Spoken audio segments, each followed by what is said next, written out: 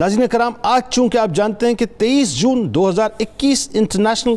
Videos day ہے، یعنی بیواؤں کے حوالے سے عالمی دن منایا جا رہا ہے۔ آج ذرا پہلے اس پہل میں انشاءاللہ اس موضوع پہ بات کرتے ہیں۔ میں چاہتا ہوں کہ آپ جہاں جہاں دنیا میں بستے ہیں ضرور اس پروگرام کو دیکھیں، کیونکہ اس موضوع کا آج ہم نے ٹیبو بنا لیا ہے، اس پہ بات بھی نہیں کرتے، لیکن بات بھی ہونی چاہیے اور اس کا حل بھی ہونا چاہیے۔ قصہ یہ ناظرین کہ 21 دسمبر 2010 کو دنیا کی سب سے بڑے انسانی حقوق کے علمبردار ادارے اقوام متحدہ کی جنرل اسمبلی نے بیواؤں کے لیے ایک دن مقرر کرنے کی درخواست اور قرارداد منظور کی۔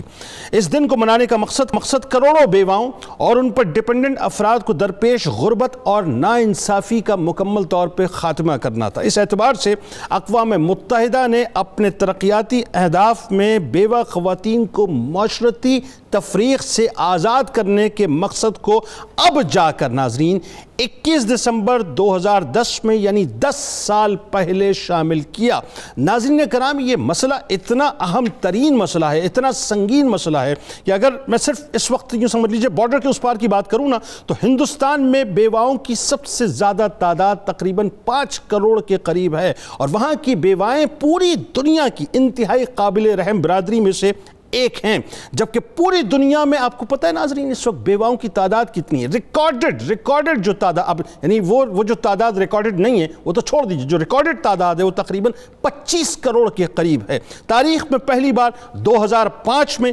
عالمی یوم بیوہ بانی لومبا فاؤنڈیشن کے راج لومبا نے منایا، جو کہ ایک ہندوستانی شہری ہے۔ 1997 میں راج نے اپنی اہلیہ وینا چودھری کے ساتھ مل کر UK میں اپنی ماں شریمتی پشپاوتی، جو کہ شری جگیری لال کی بیوہ تھی، 23 جون 1954 کو بیوہ ہوئی تھی، ایکچولی اسی کی یاد میں اس سلسلے کا آغاز کیا اور ان کے نام پر لومبا ٹرسٹ کی بنیاد رکھی اور پھر اس کا نام لومبا فاؤنڈیشن رکھ دیا۔ لومبا فاؤنڈیشن کو ناظرین ہندوستان اور بین الملک سرکاری اور غیر سرکاری تنظیموں میں کافی پذیرائی ملی۔ حکومت ہند نے راج لومبا کو بین الاقوامی برادری کو بیوہ خواتین کو درپیش چیلنجوں کے بارے میں راضی کرنے کے لیے مدد بھی کی، اور اس طرح ناظرین آخر کار 21 دسمبر 2010 کو اقوام متحدہ کی جنرل اسمبلی نے بیواؤں کے لیے ایک دن مقرر کرنے کی درخواست کو اور قرارداد کو منظور کیا، اور اگلے برس 23 جون 2011 سے انٹرنیشنل ویڈوز ڈے کا باقاعدہ منانے کا اعلان کیا گیا۔ یعنی انسانی حقوق کے تمام چیمپئنز 21ویں صدی میں بیوہ عورتوں کے حقوق کے حوالے سے جاگے، وہ بھی ناظرین ادھورے جاگے۔ لیکن اب آئیے اس بات کی طرف میں آپ کو لانا چاہتا ہوں کہ اسلام نے 1450 برس پہلے بیوہ عورتوں کے مکمل حقوق، میں پھر ریپیٹ کر رہا ہوں ناظرین کہ مکمل حقوق، جس میں معاشی حقوق، سماجی حقوق، معاشرتی حقوق صرف بیان نہیں کیے بلکہ پہلے حقوق دیے۔ یہ بڑی عجیب سی بات کرنے جا رہا ہوں ناظرین۔ ہوتا یہ ہے کہ پہلے کوئی چیز بیان کی جاتی ہے، اس کے بعد پریکٹیکلی جو اس کو کر کے دکھایا جاتا ہے، لیکن اسلام کا مزاج دیکھیے کتنا مختلف اور کتنا حسین ہے کہ پہلے حقوق دیے پھر بیان کیا۔ اب سوال آپ یہ کریں گے کہ جنید بھائی یہ بات تو کر رہے ہیں، اس کا دعویٰ کیا، یعنی اس دعوے کی دلیل کیا ہے؟ تو آئیے اس دعوے کی دلیل جو ہے میں آپ کے سامنے پیش کرتا ہوں، سن لیجئے۔ صرف ایک انتہائی سنہری مثال آپ کے سامنے پیش کروں گا جو کہ اسلام کو سمجھنے اور ادھر ادھر در بدر جو پھٹکنے والے ہیں ناظرین ان کے لیے کافی ہے، اور وہ یوں ہے کہ اسلام کے اس دعوے کو بانی اسلام نے اپنے پہلے نکاح کی صورت میں جو کہ ایک بیوہ خاتون سے کیا، نہ صرف دلیل کے طور پر پیش کیا بلکہ ان کو اسلام کی خاتون اول اور امت کی پہلی ماں ہونے کا ایسا شرف اور مقام عطا کیا کہ جو عرشی ہیں اور جو فرشی ہیں سب اس بارگاہ میں سر جھکائے کھڑے ہیں۔ یعنی عورت کے مقام کو ناظرین اتنا بلند کر دیا، بیوہ عورت کے خاص طور پہ، جس کا انسان تصور بھی نہیں کر سکتا۔ اور پھر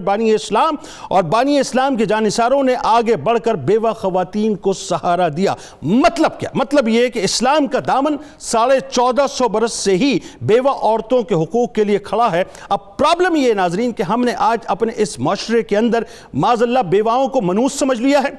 ہم نے اس موضوع کو ٹیبو سمجھ لیا ہے. ہم جا کر اپنا منہ کالا کر کے تو باہر آنا چاہتے ہیں لیکن کسی بیوہ کو سہارا نہیں دینا چاہتے. ہم چند ٹکے چند روپے تو اس کے گھر میں پہنچانا چاہتے ہیں لیکن آگے بڑھ کر اس کا ہاتھ نہیں تھامنا چاہتے. ہم بنیادی طور پہ ناظرین اس کے حوالے سے گفتگو تو کرنا چاہتے ہیں, کانفرنسز تو کرنا چاہتے ہیں, لیکن جو حل سرکار مدینہ صلی اللہ علیہ وآلہ وسلم نے 1450 برس پہلے ہمیں دیا تھا ہم اس کی طرف نہیں جانا چاہتے. کیا یہودیت, کیا عیسائیت, کیا ہندو دھرم, کیا کون سا مذہب ناظرین, کسی مذہب کے اندر بیوہ عورت کی کوئی وقت نہیں تھی صاحب, لیکن یہ اسلام ہے جس نے بیوہ عورتوں کو مقام دیا. بدقسمتی ناظرین مجھے کہنے دیجئے جملہ کہ جب میں پاکستان کی بات کرتا ہوں تو مجھے ایک بات پہ اور افسوس ہوتا ہے کہ آج ہم نے قوانین بھی وہ بنا لیے ہیں کہ اگر دوسری شادی کرنی ہو تو پہلی بیوی سے اجازت لیں ورنہ پہلی بیوی آپ کے خلاف FIR کرا دے گی. اس کا مطلب یہ ہے کہ آپ بیرا روی کے دروازوں کو کھولنا چاہتے ہیں اور کوئی شخص اگر آگے بڑھ کر کسی بیوہ کا سہارا بننا چاہتا ہو یا اسے سہارا دینا چاہتا ہو تو اسے وہ سہارا نہیں دے